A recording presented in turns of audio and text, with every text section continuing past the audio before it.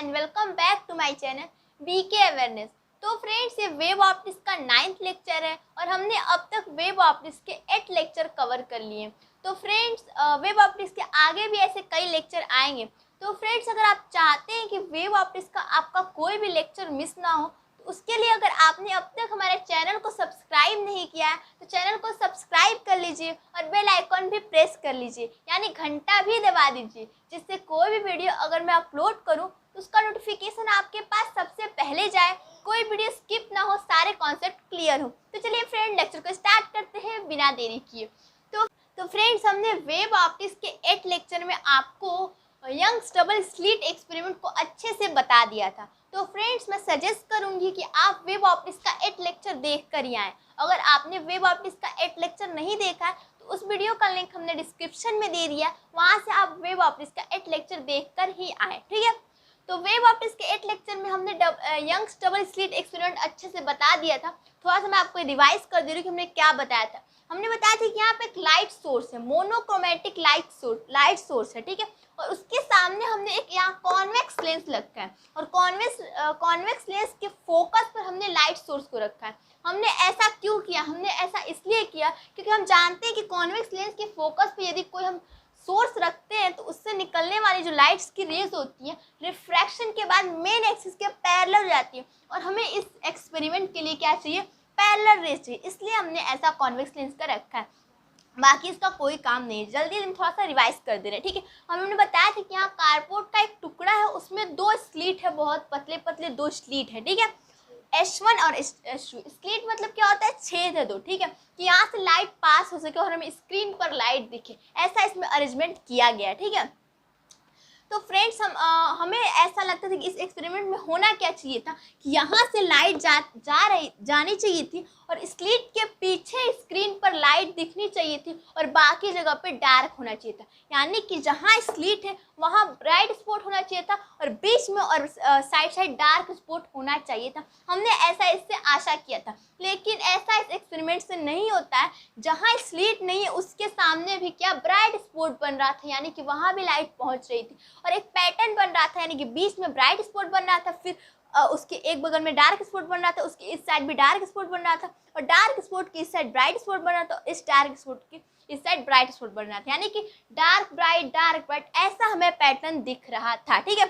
ऐसा फ्रेंड्स इसलिए हो रहा था क्योंकि यहाँ पर लाइट स्ट्रेट लाइन में ना जाके यहाँ पे लाइट का इंटरफेरेंस हो रहा था, और इंटरफेरेंस सिर्फ वेव में होता है। इसलिए इस एक्सपेरिमेंट से प्रूव होता है, क्या प्रूव होता है? लाइट की वेव नेचर इस एक्सपेरिमेंट से प्रूव होती है। तो यहाँ पे लाइट का इंटरफेरेंस हो रहा था और मतलब जहाँ पे लाइट का कंस्ट्रक्टिव इंटरफेरेंस हो रहा था वहाँ पे इस स्क्रीन पे ब्राइट स्पॉट बन रहा था, और जहाँ पे लाइट का डिस्ट्रक्टिव इंटरफेरेंस हो रहा था वहाँ पे स्क्रीन पे डार्क स्पॉट बन रहा था, ठीक है। यानी कि यहाँ पे लाइट का इंटरफेरेंस हो रहा था और इंटरफेरेंस सिर्फ वेव में होता है। इसलिए इस एक्सपेरिमेंट याद कर लीजिए, क्या प्रूफ करता है? वेव नेचर ऑफ लाइट, ठीक है। ये एक्सपेरिमेंट यही प्रूफ करता है, ठीक है। आपसे कोई पूछेगा कि स्क्रीन पे कहाँ ब्राइट स्पॉट बनेगा और कहाँ डार्क स्पॉट, तो आप बता देंगे जहाँ इस दोनों वेव का कंस्ट्रक्टिव इंटरफेरेंस बन रहा वहाँ ब्राइट स्पॉट बनेगा, और जहाँ दोनों वेव का डिस्ट्रक्टिव इंटरफेरेंस हो रहा वहाँ डार्क स्पॉट बनेगा, आप बता देंगे। फ्रेंड्स, एक और बात बता देते हैं कि इन दोनों स्लीट के बीच जो यहाँ पे बीच का जो पोर्शन है उसके सामने स्क्रीन पे ब्राइट स्पॉट बनता है, और वो सबसे ज़्यादा ब्राइट होता है, उसे सेंट्रल ब्राइट कहते हैं। इतना याद कर लीजिए, ठीक है। तो फ्रेंड्स, हम कहाँ थे? ये बता रहे थे कि अगर आपसे कोई पूछेगा कि ब्राइट स्पॉट कहाँ बनना है स्क्रीन पे और डार्क स्पॉट, तो आप बता देंगे जहाँ कंस्ट्रक्टिव इंटरफेरेंस हो रहा था वहाँ ब्राइट स्पॉट बन रहा था, और जहाँ डिस्ट्रक्टिव इंटरफेरेंस हो रहा था वहाँ डार्क स्पॉट बन रहा था, ठीक है। ये बता देंगे। लेकिन आपसे कोई अगर एग्जैक्ट लोकेशन पूछ दे कि सेंट्रल ब्राइट से कितना ऊपर फर्स्ट ब्राइट बन रहा है, या सेंट्रल ब्राइट से कितना ऊपर फर्स्ट डार्क बन रहा है, या कितना नीचे फर्स्ट डार्क बन रहा है, कितना नीचे फर्स्ट ब्राइट बन रहा है, तो अब आप कैसे बताएंगे? तो फ्रेंड्स, उसके लिए हमें सेंट्रल ब्राइट से फर्स्ट ब्राइट की डिस्टेंस निकालनी होगी। तो चलिए फ्रेंड्स, एग्जैक्ट लोकेशन निकालने के लिए एक हम फॉर्मूला निकालेंगे, ठीक है। तो चलिए उसको स्टार्ट करते हैं। तो फ्रेंड्स, उसके पहले एक बात हम और जान लेते हैं, ठीक है। तो पहले इसको इरेज कर लेते हैं। तो चलिए फ्रेंड्स, एक बात जान लेते हैं हमने आपको बताया था कि जहाँ दोनों वेव का कंस्ट्रक्टिव इंटरफेरेंस होता है वहाँ ब्राइट स्पॉट बनता है, और जहाँ ब्राइट स्पॉट बनता है वहाँ जाहिर सी बात है कि वहाँ लाइट की इंटेंसिटी ज़्यादा होगी। इंटेंसिटी मतलब तीव्रता, यानी कि वहाँ लाइट तीव्र होगी तभी तो वहाँ ब्राइट स्पॉट बनेगा। इसलिए जहाँ ब्राइट स्पॉट होता है वहाँ लाइट की इंटेंसिटी ज़्यादा होगी, यानी कि लाइट की इंटेंसिटी मैक्सिमम होगी। इसलिए जहाँ ब्राइट स्पॉट बनता है उसको मैक्सिमा भी बोलते हैं। ठीक है, इतना जान लीजिए। अब ये जानते हैं कि जहाँ ब्राइट स्पॉट बनता है या जहाँ दोनों वेव का कंस्ट्रक्टिव इंटरफेरेंस होता है वहाँ पाथ डिफरेंस क्या होता है दोनों वेव का। ठीक है, हालांकि हमने पिछले लेक्चर में आपको अच्छे से बता दिया वेव ऑप्टिक्स के 7th लेक्चर में कि पाथ डिफरेंस क्या होगा जहाँ कंस्ट्रक्टिव इंटरफेरेंस होगा, उसको अच्छे से डिराइव भी किया, निकाला भी है वेव ऑप्टिक्स के 7th लेक्चर में, और उस वीडियो का भी लिंक हमने डिस्क्रिप्शन में दे दिया। तो फ्रेंड्स यहाँ पे बस रिवाइज कर लेते हैं कि जहाँ कंस्ट्रक्टिव इंटरफेरेंस होता है वहाँ पाथ डिफरेंस इस रूप में होता है, एन लेमडा के रूप में होता है पाथ डिफरेंस, जहाँ एन क्या होगा 0 1 2 3 4, तो क्या आते जाएगा 0 lambda 2 lambda 3 lambda 4 lambda so on. ठीक है, तो फ्रेंड्स आप जान लीजिए कि जहाँ एन लेमडा के फॉर्म में आएगा पाथ डिफरेंस वहाँ क्या होगा ब्राइट स्पॉट बनेगा। ठीक है, आपके माइंड में क्वेश्चन आ रहा हो कि पाथ डिफरेंस होता क्या है। ठीक है, तो फ्रेंड्स हम पाथ डिफरेंस बताते हैं। मान लीजिए कि यहाँ ब्राइट स्पॉट बन रहा है, ठीक है, और यहाँ फर्स्ट वेव जा रही है ऐसे, और सेकेंड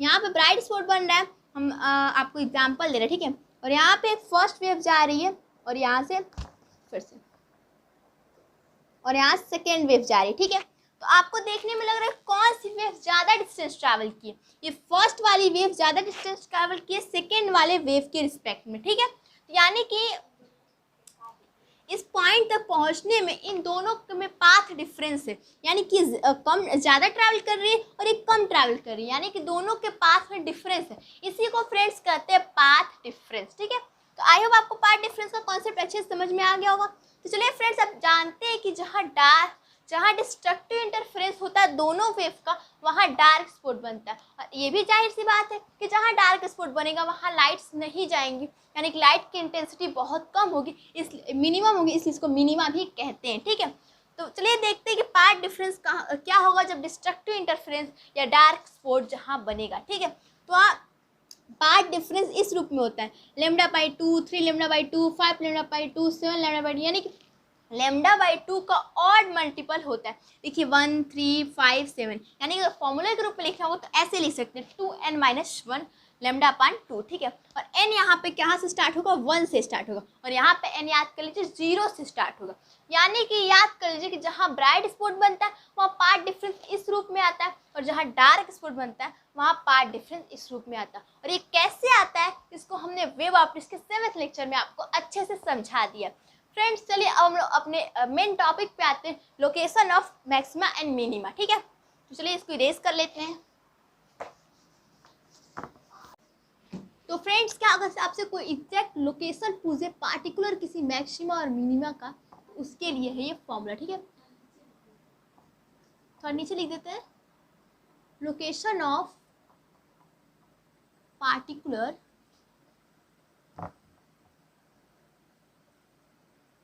मैक्सिमा, और मैक्सिमा को क्या कहते हैं ब्राइट स्पॉट। ठीक है, हमने बताया अभी आपको मैक्सिमा को क्या कहते हैं ब्राइट स्पॉट, एंड पार्टिकुलर कोई आपसे पूछ दे पूरा पार्टिकुलरली तब के लिए पार्टिकुलर मिनिमा यानी कि डार्क स्पॉट।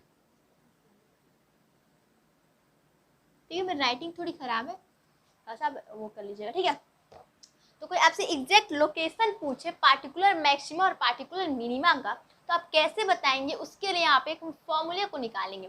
तो उसको हम कैसे निकालेंगे, उसके लिए हमने एक अरेंजमेंट करेंगे जैसा हमने यंग्स डबल स्लिट एक्सपेरिमेंट में किया था, कि हमने एक लाइट सोर्स लिया था, एक कॉन्वेक्स लेंस लिया था और एक कार्डबोर्ड का टुकड़ा लिया था, उसमें 2 स्लिट यानी कि छेद किए थे, और हमने एक स्क्रीन ली थी। इतना हमने किया था। तो ऐसे ही इसमें भी थोड़ा बहुत ऐसा अरेंजमेंट करना होगा। इसमें थोड़ा सा चेंज होगा, थोड़ा चेंज क्या होगा, देखिए उसमें हमने क्या लिया था, कार्डबोर्ड के टुकड़े में ऐसे उसको रखा था और इसके सामने 2 स्लीट की थी। ठीक है, उसमें हमने ऐसा किया था, बस थोड़ा सा चेंज है उसमें। हमने बताया था आपको कि हमने ऐसे रखा था कार्डबोर्ड के टुकड़े को और इसके सामने दो स्लीट यानी कि छेद किए थे कि लाइट स्क्रीन पर जा सके, ठीक है।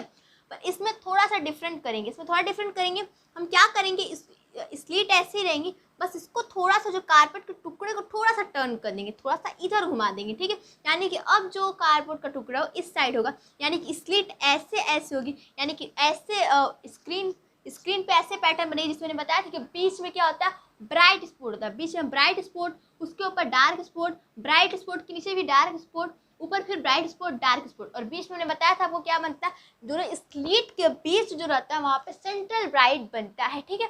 तो थोड़ा सा चेंज है और कुछ भी चेंज नहीं है। तो फ्रेंड्स चलिए स्टार्ट करते हैं। वैसे हमने क्या लिया था, एक सोर्स लिया था और कॉन्वेक्स लेंस लिया था, और हमने बताया था कॉन्वेक्स लेंस का क्या यूज़ है, पैरेलल रेज लाने के लिए। तो इसलिए वहाँ पे हम फिर से कॉन्वेक्स लेंस और सोर्स नहीं लेंगे, आपको डायरेक्ट यहाँ पैरेलल रेज हम ला देंगे और आप समझ जाइए कि पीछे सोर्स होगा, ठीक है। और यहाँ पे हम स्लीट बनाएंगे, और स्लीट बोले कार्डबोर्ड के टुकड़े को बनाएंगे, वो थोड़ा सा टर्न रहेगा, यानी कि मान लीजिए यही है, थोड़ा सा टर्न नहीं 90 डिग्री पे टर्न हो जाएगा। दो स्लीट है, पहले ही हमने आपको बता दी कि स्लीट बहुत ज़्यादा पतला होता है, ठीक है। वेव ऑप्टिक्स के एट लेक्चर में, जिसका लिंक हमने डिस्क्रिप्शन में दे दिया है। तो ऐसे इसको हमने टर्न कर दिया और यहाँ से रेज आ रही है, ठीक है। और यहाँ पे पूरा टोटली मतलब फिगर अच्छे से वैसे नहीं बनाएंगे आपको देखने के लिए, आप समझ जाइएगा, अगर आपने वेव ऑप्टिक्स का एट लेक्चर देखा है तो आप समझ जाएंगे, ठीक है। यहाँ दो स्लीट हमने बनाया है, ठीक है। और इसके मान लीजिए यहाँ पे हमने एक बनाई थी स्क्रीन, ये है स्क्रीन, ठीक है। और ये हमने बताया था कि इसके बीच की जो डिस्टेंस होती है वो भी कम होती है, ठीक है। तो इसके बीच के डिस्टेंस को मान लेते हैं d, और इन दोनों के बीच के डिस्टेंस को मान लेते हैं d, कैपिटल D, ठीक है। तो ये एक्सपेरिमेंट तभी सक्सेस होगा जो ये कंडीशन होना चाहिए कि d is greater than d, यानी कि ये जो d होता है, जो स्क्रीन और ये स्लीट कार्डबोर्ड के टुकड़े के बीच का जो डिस्टेंस होता है उसको कैपिटल D से डिनोट करते हैं, यानी कि ये डिस्टेंस इस डिस्टेंस की रिस्पेक्ट में बहुत ज़्यादा होना चाहिए। मान लीजिए अगर ये मिलीमीटर में है तो ये मीटर में होता है, ठीक है। तो ये याद कर लीजिए कि ये इन दोनों के बीच का डिस्टेंस, ये डिस्टेंस ज़्यादा होता है इसके रिस्पेक्ट में, ठीक है। और हमने बताया था आपको कि सेंट्रल में क्या बनता है, ब्राइट स्पॉट। तो फ्रेंड्स अब इसमें हम ये देखने वाले हैं कि स्लीट यहाँ यानी कि छेद यहाँ फिर भी यहाँ मिडिल में कैसे ब्राइट स्पॉट बन जाता है। यहाँ पे तो डार्क बनना चाहिए क्योंकि स्लीट यहाँ है, तो इसके सामने डार्क बनना चाहिए, यहाँ ब्राइट बनना चाहिए। ब्राइट बन जाता है क्योंकि यहाँ पे लाइट का इंटरफेरेंस होता है, दोनों लाइट आती हैं तो इसका इंटरफेरेंस होता है।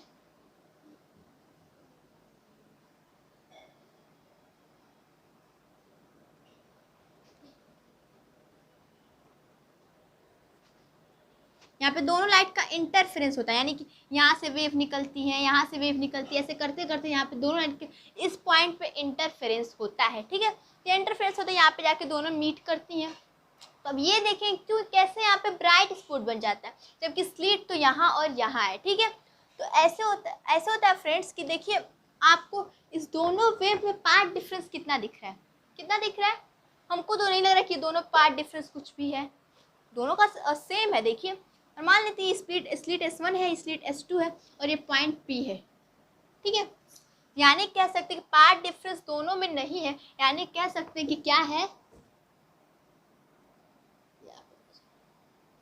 S1P ये P है इज इक्वल टू S2P, यानी कि पार्ट डिफरेंस जब 0 है तो हो जाएगा माइनस S2P, यानी कि पार्ट डिफरेंस क्या हो जाएगा 0। और पार्ट डिफरेंस को हमने किससे डिनोट किया था, डेल्टा एक्स, यानी डेल्टा एक्स 0। और हमने बताया था आपको कि पार्ट डिफरेंस 0 किस में होता है, पार्ट डिफरेंस 0 कंस्ट्रक्टिव इंटरफेरेंस में होता है। और कंस्ट्रक्टिव इंटरफेरेंस, यहाँ पे इंटरफेरेंस तो हो रहा है और कंस्ट्रक्टिव इंटरफेरेंस हो रहा है, और जहाँ पे कंस्ट्रक्टिव इंटरफेरेंस होता है वहाँ हमने आपको बताया था कि ब्राइट स्पॉट बन जाता है। इसलिए यहाँ स्लीट न होते हुए भी इस पॉइंट P पर ब्राइट स्पॉट बन जाता है, इसलिए पॉइंट P पर ब्राइट स्पॉट बन रहा है। तो इसको कहते हैं सेंट्रल ब्राइट, ठीक है, सेंट्रल ब्राइट। और यहाँ पे ब्राइटनेस सबसे ज़्यादा होती है, और ब्राइटनेस सबसे ज़्यादा होती है तो जाहिर सी बात है कि यहाँ पे लाइट की इंटेंसिटी भी सबसे ज़्यादा होगी, ठीक है। तो इसको फर्स्ट ब्राइट नहीं कहते, इसके बाद वाले को फर्स्ट ब्राइट कहते हैं। तो कोई आपसे पूछ सकता है कि सेंट्रल ब्राइट से फर्स्ट ब्राइट कितना ऊपर है या कितना नीचे है, क्योंकि ब्राइट स्पॉट ऊपर भी बनता है और सेंट्रल ब्राइट के नीचे बनता है। तो कोई आपसे ये भी पूछ सकता है कि जो फर्स्ट ब्राइट है वो सेंट्रल ब्राइट से कितना ऊपर है या कितना नीचे है।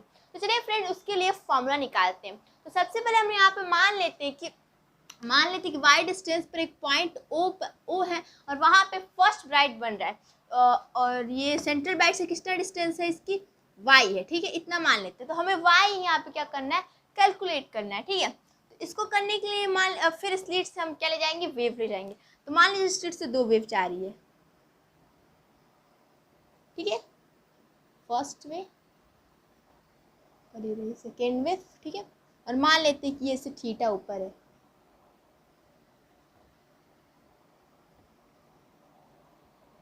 ठीक है। तो ये से पहले वाले से थीटा ऊपर है, इतना हम लोग मान ले रहे हैं, ठीक है। तो फ्रेंड्स देखिए, हमने बताया था कि दोनों स्लिट के बीच का जो सेपरेशन है वो बहुत कम है, और उसके रिस्पेक्ट में कार्डबोर्ड और स्क्रीन के बीच का डिस्टेंस बहुत ज़्यादा है। और हमने ये भी बताया था कि ये एक्सपेरिमेंट तभी सक्सेसफुल होगा जब D very very very very less than क्या हो जाएगा, डी, यानी कि ये जो कैपिटल डी है वो स्मॉल डी से 1000 गुना बड़ा है। यानी कि जो कैपिटल डी है, यानी कि कार्डबोर्ड के टुकड़े और स्क्रीन के बीच का डिस्टेंस, वो दोनों स्लिट मान लीजिए स्टूडियम, दोनों स्लिट के बीच के डिस्टेंस के बहुत ज़्यादा बड़ा है, यानी कि इस डिस्टेंस की 1000 गुना बड़ा है, क्या 1000 गुना, ठीक है। ये 1000 गुना बड़ा है। तो आप लोग सपोज करिए कि मान लीजिए एक पॉइंट है, उस पॉइंट पे मान लीजिए यही पॉइंट है, मान लीजिए जहाँ पे कोई पॉइंट है, उस पॉइंट तक सारी लाइट्स आ रही है, ठीक है। और इतने मान लीजिए इसके बीच का सेपरेशन इतना है। तो अगर यहाँ से कहीं से भी किसी पॉइंट से भी लाइट जाएगी उस पॉइंट पर, और वो बहुत दूर रहेगा, बहुत दूर, क्योंकि इसके बीच का डिस्टेंस क्या है, बहुत ज़्यादा है, तो बहुत दूर रहेगा, तो उस वाले पॉइंट को लगेगा कि ये पॉइंट एक ही पॉइंट से सब आ रही है, यानी कि जो रेज आ रही है वो पैरेलल है। देखेंगे भले ही आपको बोर्ड में बिल्कुल दिख रहा है कि ये जो है ये सब पैरेलल नहीं है आपस में, लेकिन अगर आप सपोज करें कि ये डिस्टेंस बहुत कम रहता है और वो डिस्टेंस इन दोनों के बीच का डिस्टेंस ज़्यादा रहता है, यानी कि अगर एक पॉइंट से बहुत ज़्यादा दूर, अगर अलग इस छोटे से डिस्टेंस में से भी अगर अलग अलग से जाएंगे तो भी उस पॉइंट को ले कि एक ही जगह से लाइट की रेज आ रही है, यानी उसको ये इस वाले पॉइंट को ले कि ये क्या है, एक दूसरे के तीनों पैरेलल है, लगेगा। यानी कि ये भले ही आपको बोर्ड में नहीं दिख रहा है पर लेकिन ये पैरेलल होगा, क्योंकि ये डिस्टेंस इससे 1000 गुना बड़ा है, ठीक है। तो हम ये थीटा है, तो अगर ये पैरेलल, अगर आपस में तीनों पैरेलल हैं, तो मान लीजिए अगर इसके पैरेलल अगर हमने एक यहाँ पे लाइन ड्रॉ की है और ये तीनों आपस में पैरेलल हैं, तो ये अगर इससे थीटा एंगल बना रहा है तो ये भी इससे क्या बनाएगा, थीटा एंगल ही बनाएगा, ठीक है। इतना हम जान गए, ठीक है। पहले ये जान लेते कि देखिए यहाँ से दोनों स्लिट से जो आ रही है वेव, दोनों स्लिट से जो वेव आ रही है, क्या दोनों का पार्ट डिफरेंस सेम है? आप लोग देखिए, क्या आपको पार्ट डिफरेंस सेम लग रहा है? बिल्कुल नहीं, दोनों का पार्ट डिफरेंस सेम नहीं, क्योंकि जो S1 से जो वेव जा रही है उसने इस पॉइंट तक पहुँचने में कम डिस्टेंस ट्रैवल किया S2 से जो वेव आ रही है उसके रिस्पेक्ट में, यानी कि जो S2 से वेव आ रही है पॉइंट ओ तक पहुंच रही है, उसकी डिस्टेंस ज़्यादा है, वो डिस्टेंस ज़्यादा ट्रैवल कर रही है पॉइंट ओ तक पहुंचने में। यानी कि जो ये है, ये वेव है और जो ये वेव है, दोनों में पाथ डिफरेंस है। और कोई पूछे कि पाथ डिफरेंस कितना है तो आप कैसे बताएंगे? तो मान लीजिए यहाँ से हमने एक परपेंडिकुलर इस पर लाइन ड्रॉ की है, तो यहाँ से आप देखेंगे कि इस पॉइंट से ये दोनों वेव समान डिस्टेंस ट्रैवल कर रही है, लेकिन उसके पहले इतना डिस्टेंस ज़्यादा ट्रैवल किए, कौन? S2 से जो निकल रही है वेव। यानी कि अगर इतना ही डिस्टेंस या इतना ही जो डिस्टेंस है वही पार्ट डिफरेंस है, ठीक है। तो अगर पार्ट डिफरेंस हम किससे डिनोट कर देते हैं? डेल्टा एक्स से, यानी कि यही क्या है, डेल्टा एक्स है, इतना ही डिस्टेंस। मान लीजिए इसको R मान लेते हैं, S2R ही क्या है, पार्ट डिफरेंस है, क्योंकि यहाँ के बाद दोनों सेम डिस्टेंस ट्रैवल कर रही हैं, ठीक है। इतना हम जान गए। तो फ्रेंड्स जानते हैं हम कि ये हमने इसके परपेंडिकुलर लाइन ड्रॉ की है, इसके परपेंडिकुलर अगर ये लाइन ड्रॉ की है तो ये क्या होगा 90 डिग्री, ये 90 डिग्री होगा। और ये क्या थीटा है, ये क्या हो जाएगा 90 माइनस थीटा, ये 90 माइनस थीटा है, ठीक है, ये 90 माइनस थीटा, ये पूरा 90 है और ये थीटा है, तो ये हो जाएगा 90 माइनस थीटा, इतनी क्या हो जाएगा 90 माइनस थीटा। और ये हमने इस वाली वेव पे परपेंडिकुलर लाइन ड्रॉ की है तो ये क्या होगा ऑलरेडी 90 होगा, तो ये 90 माइनस थीटा और ये 90। और हम जानते हैं किसी भी ट्राइंगल के सारे एंगल को सम क्या होता है 180 होता है। तो जब ये 90 माइनस थीटा और ये 90 है तो ये क्या हो जाएगा ऑब्वियसली क्या होगा थीटा होगा, तो ये थीटा हो गया, ठीक है। हमें क्या निकालना है डेल्टा एक्स निकालना है, पार्ट डिफरेंस, ठीक है, S2R निकालना है। तो उसको निकालने के लिए हम यही ट्राइंगल का यूज करेंगे, ट्राइंगल S1 S2 और R। आपको साफ इसमें शायद थोड़ा सा छोटा हमने बना दिया, फिर आपने देखने की कोशिश कीजिए S1 S2R, S1 S2R, ठीक है, ये ट्राइंगल। तो हम डेल्टा एक्स निकालने के लिए साइन थीटा का यूज करेंगे, क्योंकि हम जानते हैं कि sine theta is equal to क्या होता है, sine theta is equal to होता है परपेंडिकुलर अपान हाइपोटेनियस, ठीक है।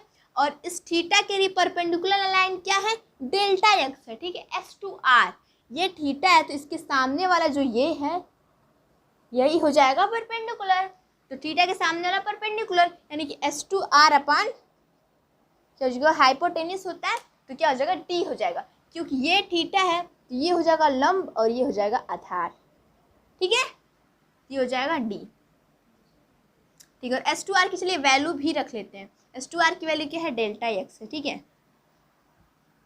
तो sine theta is equal to क्या हो जाएगा ये, ठीक है। और हमने देखिए कि हमने बताया था कि यहाँ पे ब्राइट स्पॉट बनना है तो यहाँ पे कंस्ट्रक्टिव इंटरफेरेंस हो रहा है।